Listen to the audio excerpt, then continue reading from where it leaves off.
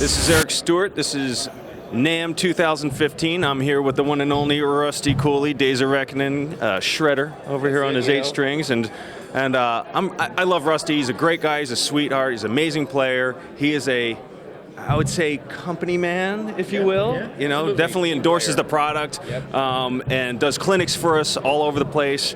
And we've got 3 USA guitars here that I want him to give you a brief rundown on. Let him show you what we've done this year. I know he was excited about the 8-string here too, as we talked about. So, but let's just check him out. Can I pull these off here? All right. This is an RC8. It's high E to low F sharp. It's a little bit longer scale because of the low F sharp. It's 26.5, and it's got all the same features that all the RC guitars come with: ultra-thin necks, giant frets, so that when you're playing it, the guitars become touch sensitive. You know, you only want to exert as much effort as you need. You know, anything more than that, and well, you're just wasting energy. You know. EMG 808s, I believe. Yeah. 1 volume knob, it's all you need. No tone, it's always on 10, so why have another knob just to get in your way? And, you know, when you're on stage running around, why does the tone sound like shit? Oh, it's off, you know. Anyway, so it's always eliminate any room for error. Nice 8-string bridge. I believe these are, who makes these bridges? Hipshot. And the super big cutaways. It's got plenty of width. It's got the depth, so you can get up here and reach all 24 frets. And then it's got the sculpted heel back here, because even if you have a wide cutaway, but if you don't have this sculpted out, when you go to play, your hand will hit on that back horn. So we've eliminated all that.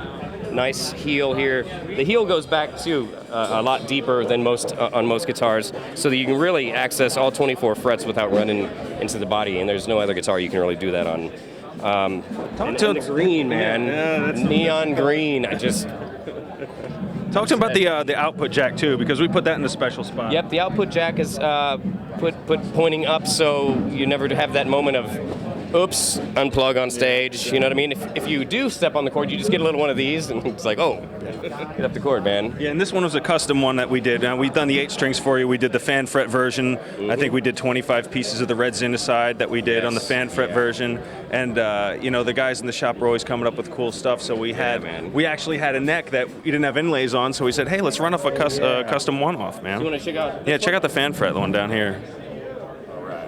And that's a new body shape, right? We scooped out the horns. Well, you know what? None of these have the new upper horn on it. No? But the other ones over there do. No, this is still the middle of the road one.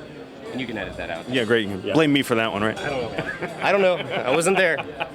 Now this one here is an 8-string also, but the unique difference is this one's strung high A to low B, and it's got a fan fret on it, and it's called a multi-scale fretboard, and that just means that this side of the neck is 25.5, and this side is 23.5, and the reason the frets are on an angle is because you can't have a 25.5 scale on both sides because of the A string. If you try to put an A string on a 25.5 or longer, if you do anything other than breathe on it, it's just going to snap. So you just have the frets on an angle, and basically what's happening is you're compressing it in. So the nut starts on an angle this way, and as you can see, then it kicks back this way. So this side of the fretboard is shorter, and then you also have to compensate it by putting the bridge on an angle, or it defeats the whole purpose. And again, all the standard RC features, giant frets. I think there's 6100s. Yes. Yep, massive cutaway, the whole scooped out horn and neck joint. The 8s don't have trims on them, but EMG 808s again, 1 volume, 1 toggle switch, jack in the right place. And a deep arm cut. Oh yeah, yep. So everything's, you know, made to just correct. That's right. If you will. It goes well.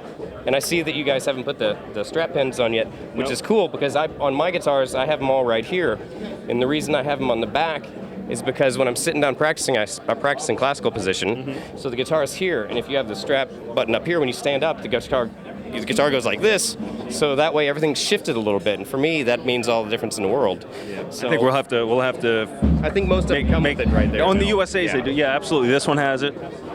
This one's got it.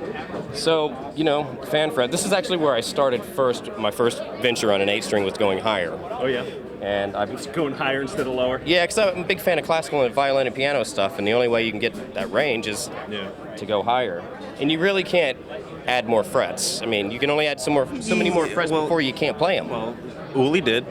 Well, but Ulis have a different spacing, right? And they're whole notes. But they, you know, I'm just busting your chops. Yeah, I know, but you know, remember that guitar in the '80s that had like 36 frets? Yeah. And it was like you could maybe use your pinky But nail. it was pointless. Yeah, so it has to be usable. Yeah.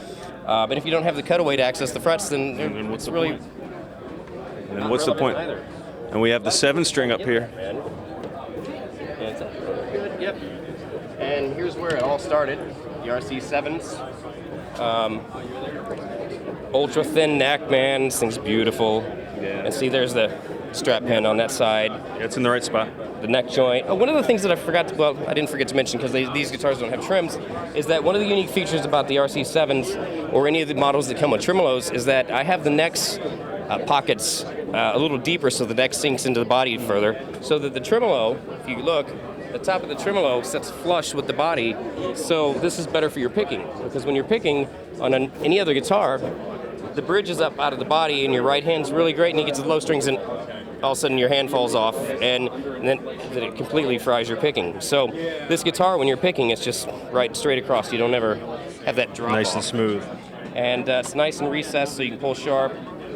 And EMG 707s, big frets, super thin neck, massive cutaway, all the standard RC features that makes this the best playing guitar in the world. There it is, and there you have it. Those are 3 of our Custom Shop USAs that we did for Rusty this year. You can check out www.deanguitars.com. And what's your site? RustyCooley.com. RustyCooley.com. What about Day of Day of Reckoning? Reckoning is Facebook. I think it's just Day of Reckoning Metal. There you go. Check it out. NAMM 2015. Yeah.